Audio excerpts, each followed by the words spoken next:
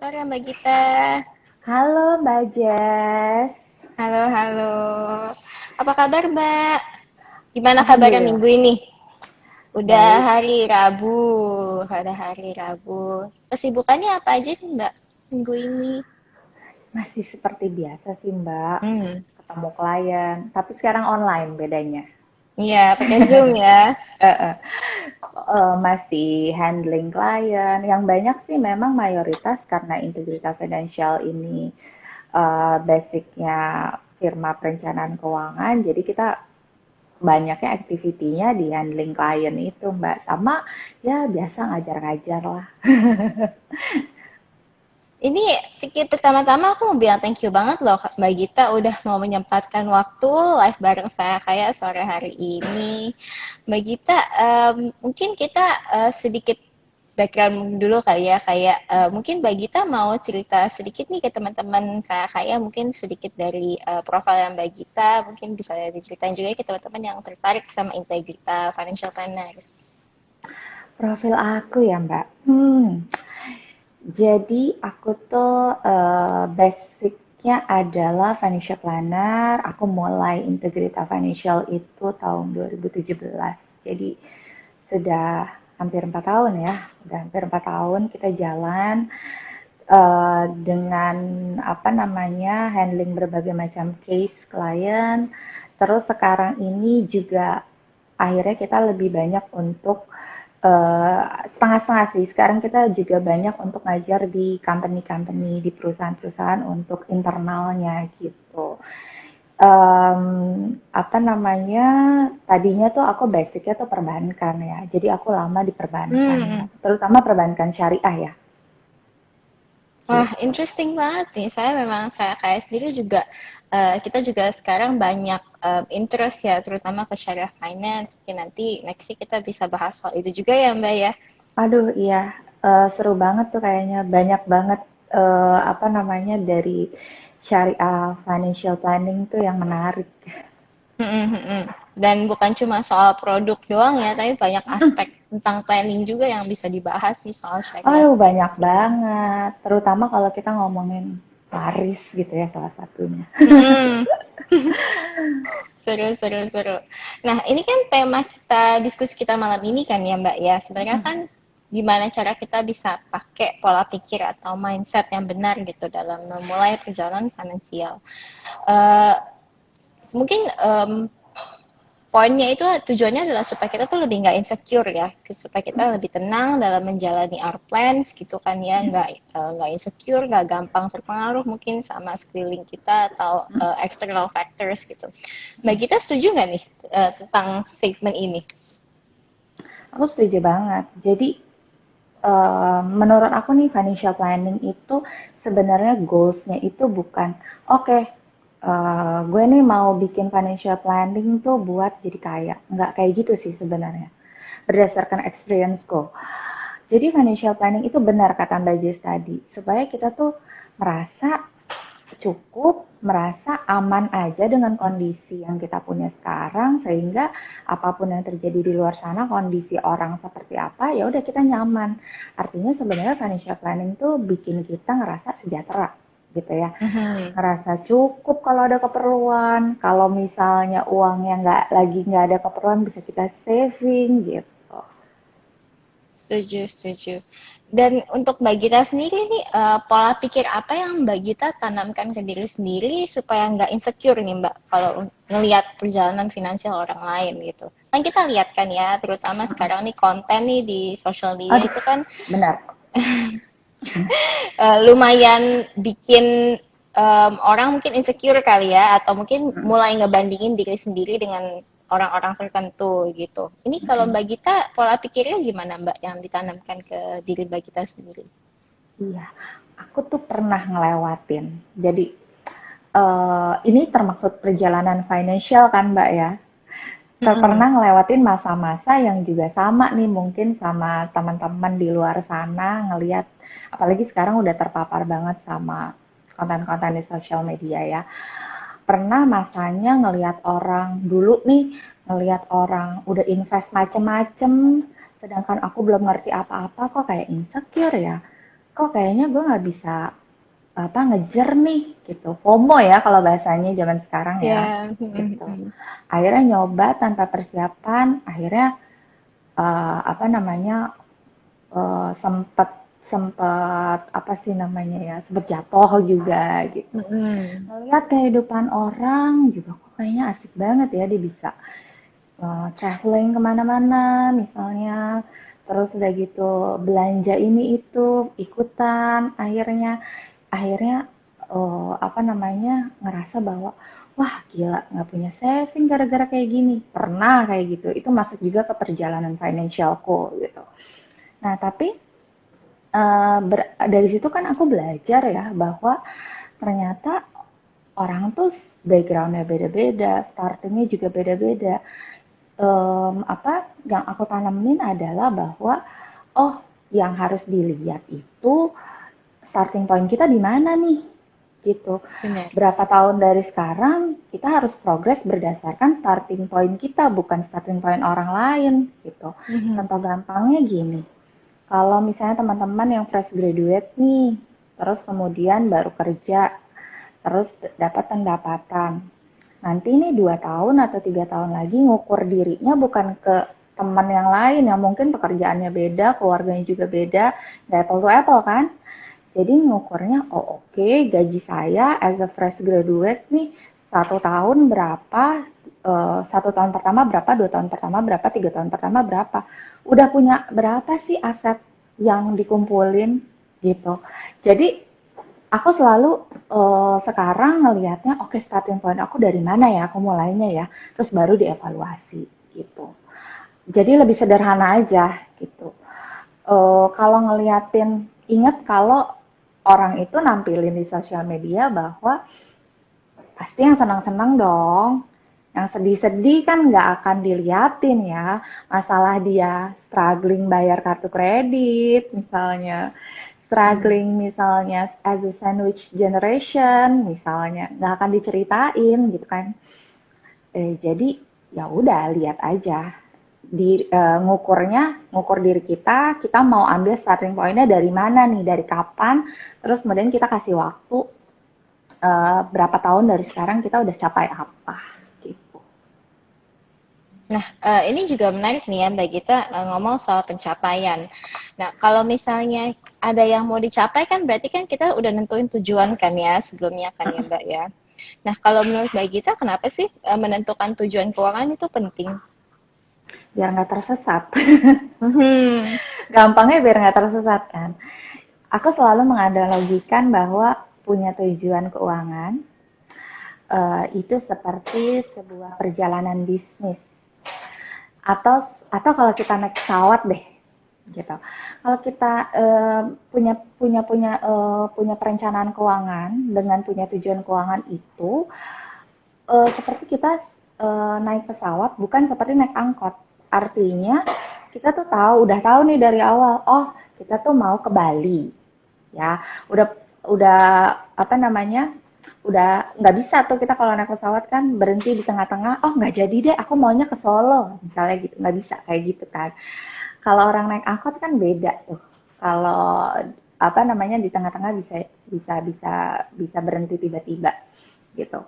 Nah tujuan keuangan tuh bikin kita juga nggak tersesat, artinya kalau nggak punya tujuan keuangan kita coba di awal kita nggak apa namanya kita nggak tahu, oh ya udah deh nekat aja investasi pakai apapun dengan cara apapun, kita nggak tahu endingnya kayak apa, outputnya ngukurnya juga kan bingung ya, sebenarnya kita udah berhasil atau belum sih karena kita nggak tahu ukuran capaiannya tuh berapa gitu. Nah, ini juga Setuju, akan setuju. menghindarkan kan kalau punya tujuan keuangan tuh kita jadi tahu, oh, apa namanya dengan tujuan keuangan saya yang ternyata jangka panjang instrumen yang harus saya pilih adalah instrumen yang ada resikonya seperti ini. Oh, ternyata tujuan keuangan saya baru siapnya nih untuk achieve yang pendek-pendek dulu deh di bawah 3 tahun. Oh, berarti saya nggak boleh nih pakai yang instrumen beresiko, harus yang instrumen yang aman, tentram, sejahtera gitu. Benar-benar. Nah, mungkin ini salah satu pertanyaan yang kita suka dapat juga ya, Mbak Gita. Kemarin tuh banyak juga yang nanya bahwa teman-teman OKB ini kan mungkin banyak yang masih kuliah atau yang baru lulus kuliah, terus rata-rata belum merasa lah ya punya tujuan keuangan yang solid gitu. Ya. Tapi mereka udah punya nih niat nabung dan niat investasi. Menurut Mbak Gita, untuk teman-teman posisi yang dalam posisi ini harus gimana nih, Mbak? Nah, ini baru aja aku tadi ngobrol konsultasi online dengan salah seorang klien yang which is dia masih kuliah ternyata dan cuma punya uang jajan gitu ya. Nah, apa sih dia tanya gini, kalau misalnya aku beberapa bulan lagi nih dapat kerja, terus aku nggak tahu tujuan keuangannya apa, aku harus ngapain nih gitu. Oh, kalau itu sebenarnya harusnya step pertama adalah bikin dulu deh fondasi keuangan yang benar gitu. Punya dana darurat dulu, cash flow-nya harus positif dulu, punya proteksi kesehatan yang benar, itu aja dulu. Kalau belum kepikiran, nggak usah mikirin apa namanya mau apa. Oh, aku sebenarnya mau ke saham nih, mau ke instrumen yang beresiko biar cuannya gede. Tapi aku belum punya tujuannya, pusing sama itu, gitu ya. Jadi yang deket-deket dulu aja, kamu harus punya fondasi keuangan dulu, dana darurat, proteksi kesehatan, cash flow-nya harus benar. Itu 3 udah dikuasain, udah dapet, baru deh. PR selanjutnya adalah memikirkan. Kamu punya waktu tuh, sementara sementara achieve itu punya waktu untuk pikirin, mau ngapain ya? Apa jangka pendek, jangka panjang, jangka panjang mau ngapain ya gitu. Benar, setuju, setuju. Jadi ya mulainya nggak usah terlalu pressurize diri sendiri juga ya. Mulainya mah santai-santai aja gitu kan. Nah, Start basic-basic with the aja dulu. basics dulu aja. Iya, benar-benar. Nah, kalau mungkin kita ngomong lagi nih soal social media ya, Mbak Gita. Emang social media ini kan kadang emang it helps us ya untuk bikin kita termotivasi lah ya, termotivasi bisa belajar gitu kan. It's a good sarana lah ya buat education gitu kan, buat membantu literasi, terutama literasi keuangan. Cuma I do get a lot of comments bahwa a lot of these contents itu bikin orang-orang merasa insecure gitu. Misalnya kayak, oh kita lihat si A udah jadi head of division apa gitu ya di startup X gitu. Terus si B udah lunasin KPR di usia 30. Terus misalnya si C bisnisnya udah ekspansi gitu kan. Mungkin Mbak Gita boleh dong share sedikit perspektifnya Mbak Gita nih soal hal ini. Menurut Mbak Gita, bagaimana sih kita harus menyikapi hal-hal demikian, Mbak? Emang tantangan generasi sekarang tuh emang honestly emang berat banget sih Mbak. Sosial Iya, setuju. media, kemudahan di mana-mana ya kan. Mau makan tinggal pesen, mau belanja tinggal buka HP gitu. Kemudahan kan menjadi challenge tersendiri juga. Um, yang perlu disadari adalah bahwa kita harus ngerasa cukup dulu sama diri sendiri. Kita harus mindfulness sama uang kita sendiri gitu. Oke, ngelihat orang kayaknya udah bisa ngapa-ngapain nih, udah bisa beli apa-apa, udah bisa ngelunasin KPR dan lain-lain. Kita nggak tahu kan apa namanya bahwa mungkin emang tanggungannya sedikit. Apa namanya dia bisa ngapa-ngapain sementara kita mungkin punya lebih banyak yang harus ditanggung. Jadi yang pertama berarti harus disyukurin banget mindfulness dan bersyukur apa yang kita dapetin sekarang. Bersyukur itu adalah nomor satu banget ya Mbak menurut aku. Ketika kita bersyukur itu adalah salah satu apa namanya ya border kita ya buat nggak insecure sama orang. Terus kemudian juga kalau emang nggak kuat-kuat banget mentalnya, ya apa namanya di sosial media itu benar-benar dipilih yang harus di-follow yang mana, yang harus diliatin yang mana gitu. Itu tanggung jawab kita sendiri buat kayak ngasih makan soul kita sendiri kan. Kalau emang kita nggak kuat nih ngelihat seseorang yang emang kita kayaknya kok kita iri banget sama dia. Ya udah, sementara mute dulu deh gitu. Gak apa-apa sih Mhm. menurut aku kayak gitu. Apa namanya? Dan kalau kamu bisa menjadikan itu motivasi tuh luar biasa banget ya. Maksudnya kamu cari tahu deh kenapa dia bisa karirnya tuh bisa cepet banget ya. Faktor-faktor apa sih yang bisa support dia bisa punya capaian seperti itu? Skill apa sih? Gitu. Itu kan bisa jadi cambuk tersendiri. Aku honestly juga pernah tuh kayak, aduh, aku iri banget nih sama perjalanan seseorang, perjalanan karir sama seseorang. Terus, oh dia ternyata kuncinya adalah seperti ini, seperti ini, seperti ini. Oh, bisa aku tiru nih caranya. Karena kebetulan sesuai nih sama bidangku, sama apa yang mau aku jalanin. Sebenarnya iri juga bisa kita jadiin positif gitu. Ya, ini ya, it's a good perspektif sih ya Mbak ya. Maksudnya kita mengakui bahwa some of these bad energies gitu kan yang kita dapat gitu mungkin dari social media bisa kita convert jadi a good energy gitu ya, ngejadiin sesuatu yang negatif jadi sesuatu yang positif. As long as kayak kita nggak jatuh ke dalam area toxic positivity nih ya, yang penting kita mengerti lah ya bahwa memang ada loh good energy, bad energy dan dua-duanya ini kita jadikan makanan lah ya buat diri kita, terus kita translate into something good for ourselves gitu. Oke, oke, agree juga nih Iya, sama pendapatnya Mbak karena Gita. financial planning itu kan benar nggak sih Mbak Jess? Financial planning itu adalah 80%-nya ya, mayoritas itu adalah masalah psikologis. 20%-nya hitung-hitungan. Siapapun bisa ngitung, siapapun bisa, kalau belajar bisa bisa tahu instrumen apa yang apa namanya instrumen apa aja, instrumen keuangan apa aja dan bisa memanfaatkannya. Tapi 80%-nya komitmen, disiplin, motivasi. Salah satunya motivasi untuk bisa maju ya dalam karir atau apapun itu kan nggak bisa diajar, itu kan sebuah proses ya kan, proses tersendiri gitu. Yang juga support ternyata apa namanya yang sangat berpengaruh sama goals-goals keuangan kita. Setuju, setuju. Dan ini mungkin satu pertanyaan nih ya kita, by the way teman-teman kalau misalnya mau tanya langsung aja ketik di question box nanti kita akan tanya pertanyaannya.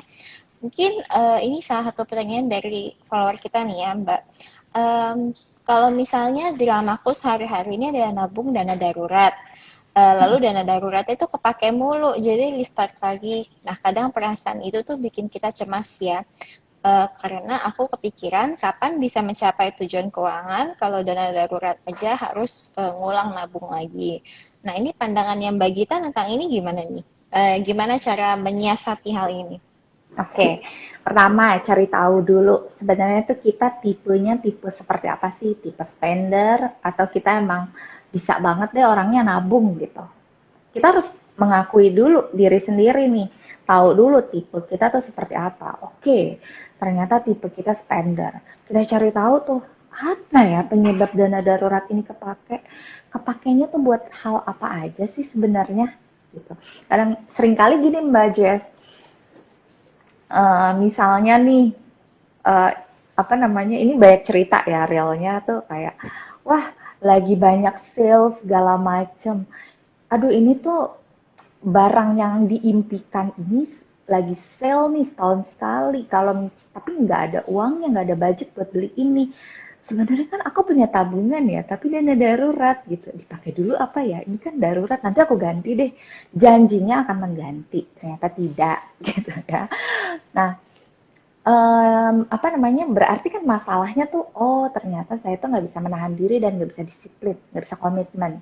Oke, kita cari tahu cara strategi untuk hal ini nggak terjadi. Oke, saya ngerti bahwa saya tipenya spender dan nggak bisa sulit untuk komit kalau dana darurat ini ditaruh di apa namanya di tabungan semua. Karena gampang banget apa namanya ngambilnya. Oke, berarti kayaknya lebih aman kalau ditaruh di misalnya sejenis reksadana pasar uang yang kita bisa ngeliatin tiap hari nilainya naik. Secara psikologis kita tuh nggak rela kalau uangku tiap hari bertambah, dan kalau mau ngambil juga mesti nunggu 3 hari gitu kan, kayak males aja gitu jadinya. Terus kita diversifikasi lagi, oh ini timingnya tepat nih, misalnya beli logam mulia. Biasanya kalau kita megang barang nih, kita kan akan lebih sayang ya. Aduh masa sih tega kalau cuma buat hal yang nggak urgent sebenarnya ya, nggak penting, nggak buat dana darurat. Ini harus dijual dulu terus dipakai gitu. Ada perasaan kayak gitu. Jadi kayak pertama harus kenalin diri sendiri. Kalau udah kenal, kita bikin strategi di mana nih uang kita harus disimpan gitu, supaya kita bisa dihalang-halangi dulu untuk bisa makainya gitu. Benar-benar. Nah, ini juga ada lagi nih pertanyaannya nih. Mbak Gita minta tolong tips membagi alokasi penghasilan supaya bisa nabung tanpa merasa terbeban. Karena banyak juga yang bisa nabung tapi lama-lama nggak disiplin. Oke, menabung itu harus jadi perjalanan yang menyenangkan, gitu ya. Ini menabung dulu ya. Kalau kamu belum bisa menabung ya kamu nggak boleh investasi dulu, gitu. Karena investasi itu kalau apa namanya, kalau kamu udah mencapai yang namanya dana darurat. Nah, si menabung ini apa namanya, kamu harus cari tahu, aku tuh senangnya pakai instrumen yang apa ya? Kan nggak harus di tabungan, nggak harus nabung di bank menabung itu, gitu. Terus udah gitu mindsetnya bahwa setiap bulan ketika kita bekerja 8-9 jam per hari, masa iya sih kita nggak kasihan sama diri kita, pada akhirnya nggak meninggalkan kekayaan buat diri kita. Artinya kita harus ngebayar capeknya diri kita sendiri. Pas terima gaji, ayo bayar diri kita sendiri dulu 20%, sisihin ke instrumen apapun yang misalnya reksadana pasar uang atau saving dan sejenisnya, kamu sisihin, terus udah gitu baru deh sisanya kamu pikirin tuh biaya hidup kamu sehari-hari gitu. Jadi dan tiap bulan tuh emang harus ada budget buat senang-senang ya teman-teman. Jadi nggak boleh nabung terus sampai nggak bisa senang-senang tuh nggak boleh juga. Itu nanti batinnya tersiksa.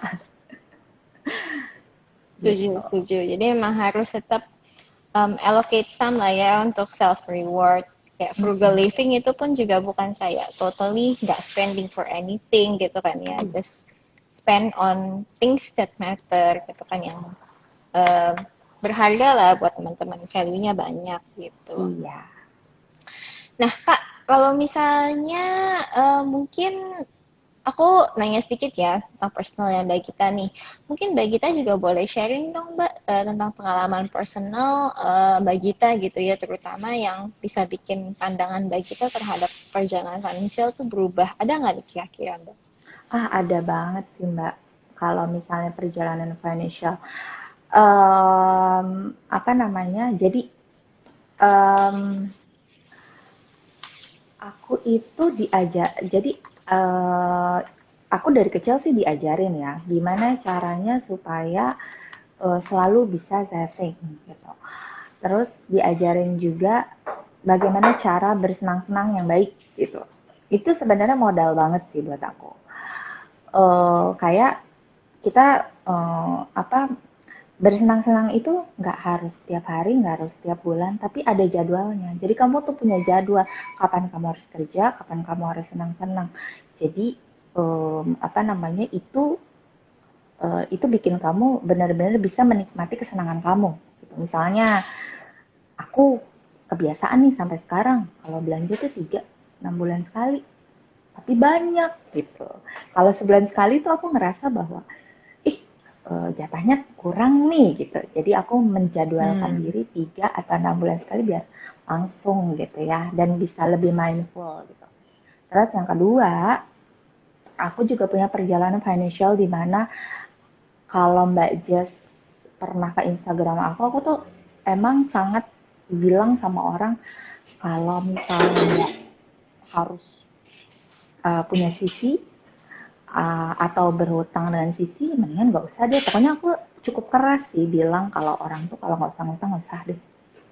Karena honestly aku punya uh, experience yang bad experience about it gitu. Karena tadi yang tadi aku cerita, salah satu perjalanan adalah melihat orang tuh kok bisa ya beli apapun gitu, kok pakai ini, padahal level karirnya juga udah beda, nggak apple to apple gitu kan. Tetapi karena aduh pengen deh, tapi kan aku punya nih beberapa kartu ya gitu, apa namanya, kayaknya bisa nih. Dan di ujungnya ternyata wow, ini tuh ternyata kalau misalnya kita nggak harus mulai, maksudnya kalau nggak terbiasa pakai, mendingan nggak usah dimulai deh karena itu adiktif gitu. Walaupun sekecil apapun ya, misalnya kayak check out di e-commerce gitu kan, banyak tuh pilihannya, ya cuma 100-200 bisa lah ya di apa namanya bulan depan bayar. Tapi kalau misalnya nggak usah, ini nggak usah karena adiktif gitu. Kita mulai dengan sesuatu yang kecil, terus nanti kurang ternyata enak ya, nggak harus punya uangnya, terus udah bisa dapetin gitu. Itu yang sebenarnya itu yang merusak mindset kita sih untuk tadi melakukan perjalanan, melakukan sebuah proses. Karena kita ngekat perjalanannya jadi instan. Sesuatu yang instan kalau misalnya mental kita nggak kuat, ya akan ambiar gitu. Itu sih pelajaran yang penting juga yang pernah aku terima gitu dari kesalahan yang aku buat. Jadi emang semua orang ada prosesnya masing-masing ya Mbak Gita ya. Dan Mm-mm. I believe mungkin setiap orang, ya benar sih kata Mbak Gita bahwa kita tuh nggak bisa ngekat proses kita secara instan gitu ya. Mungkin just because kita ngeliat orang lain bisa A, B, C, D, yang nggak berarti kalau kita melakukan hal itu kita akan mendapatkan results yang sama gitu kan ya Mbak. Semua orang prosesnya beda-beda kan. Financial journey itu kan setiap orang juga beda-beda.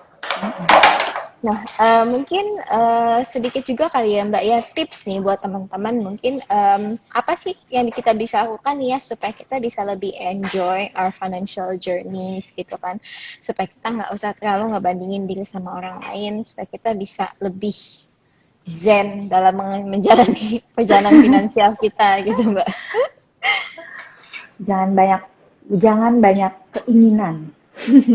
Hmm. nikmatin nikmatin apa yang kita punya sekarang benar-benar, terus ketahui apa sih yang benar-benar intinya kita bikin kita bahagia gitu.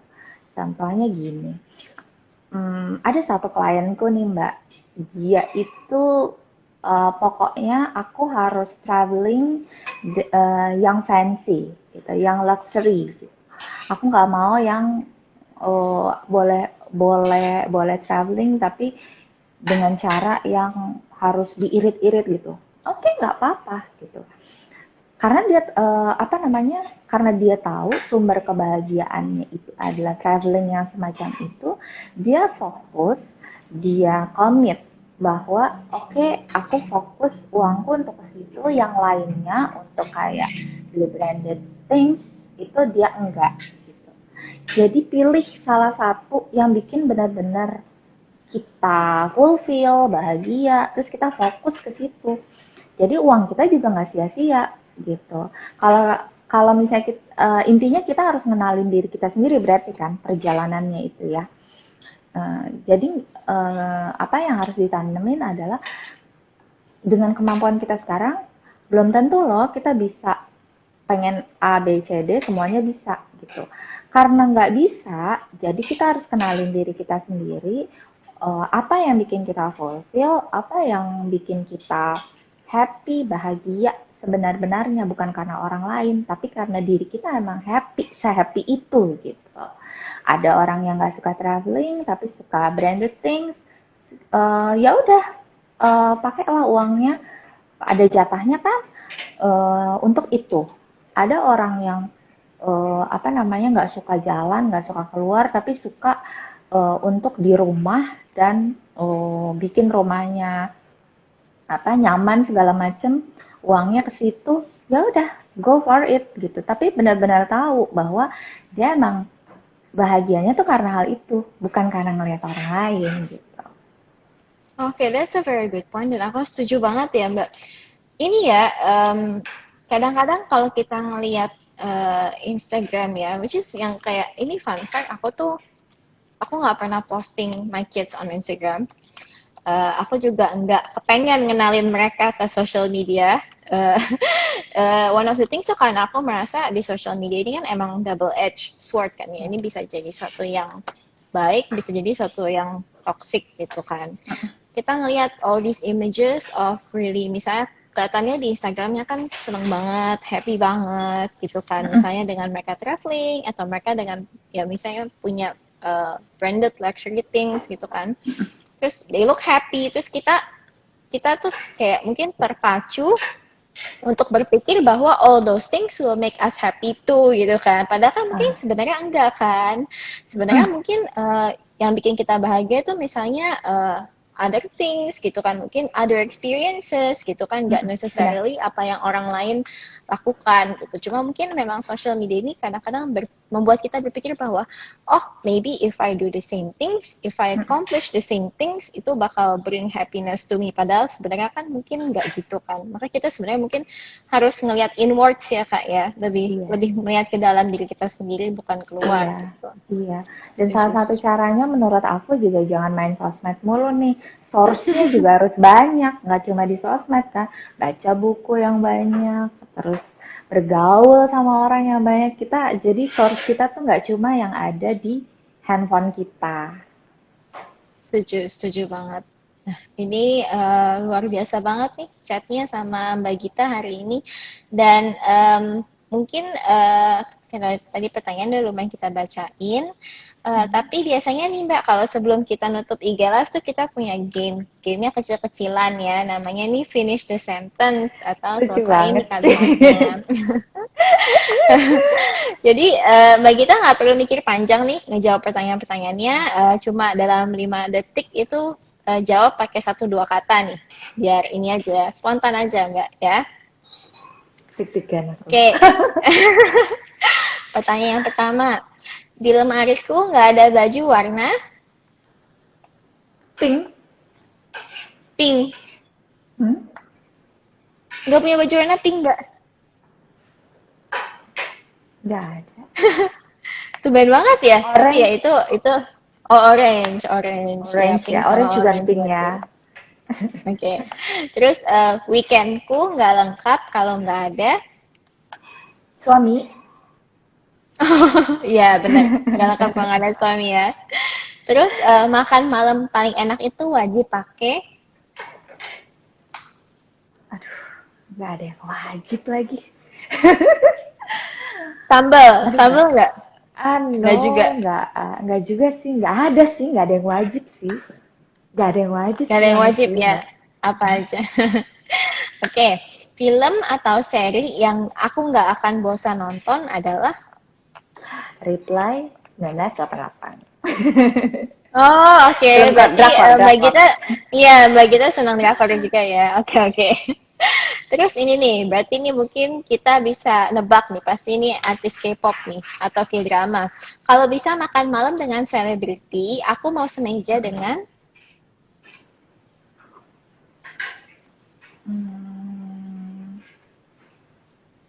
habis mikirnya agak lama. Aku tahu, tapi aku nggak tahu namanya. Aku tahu, tapi aku nggak tahu namanya. Um, um, um, um, um, um, um. Aduh, aduh. Ini loh. Apa namanya, pemeran cowok di dalam series seriesnya Vagabond tuh apa? Siapa namanya dia? Oh, aku juga Ya nggak itu. nonton itu. Oke. Berarti emang artis K-drama ya, berarti ya, Mbak Gita. Oke, Karena lagi ini in aja. Oke. Makeup item yang selalu ada di tasku. Eyeliner. Eyeliner, oke. Mm-mm. Kayaknya nggak mungkin deh aku beli kacamata warna Merah ya. merah ya. Oke, ngitung uang itu rasanya kayak Rasanya kayak ini deg-degan. deg-degan, Takut. excited kali ya, excited. Enggak, aku suka deg-degan kayak ih takutnya kepake nih, takutnya kurang dari kemarin gitu. Oke oke. Terus dengerin curhat finansial lebih afdol kalau Kalau sambil ngopi. ambil ngopi, ya benar. Terus kebahagiaan financial advisor adalah Kliennya bisa achieve target bisa apapun, achieve ya. nyelesain utang, Yes. bisa achieve goals-nya, dan lain-lain. Wah, mantap. Thank you banget nih Mbak Gita untuk waktunya malam ini udah ngobrol-ngobrol banyak banget sama saya Kaya. Dan nextnya nih kita harusnya bikin tentang syariah finance ya Mbak ya. Soalnya ini very Iya, interesting juga aku nih. senang banget, seru banget deh, Mbak Jess. Apa Yes. namanya, kontennya saya kayak tuh gemes banget. Warnanya juga ya.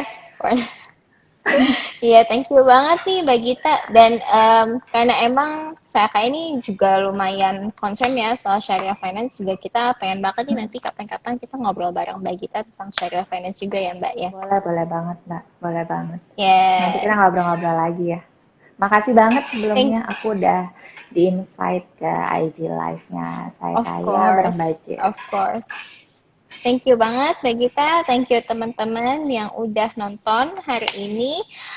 Nextnya kita hopefully bisa ngundang Mbak Gita lagi nih dalam kesempatan berikutnya. Dan hari Jumat jangan lupa daftar buat webinarnya DBS Waktu Talk. Nanti kita akan ada satu seri lagi sama mereka. Thank you teman-teman. Have a good night.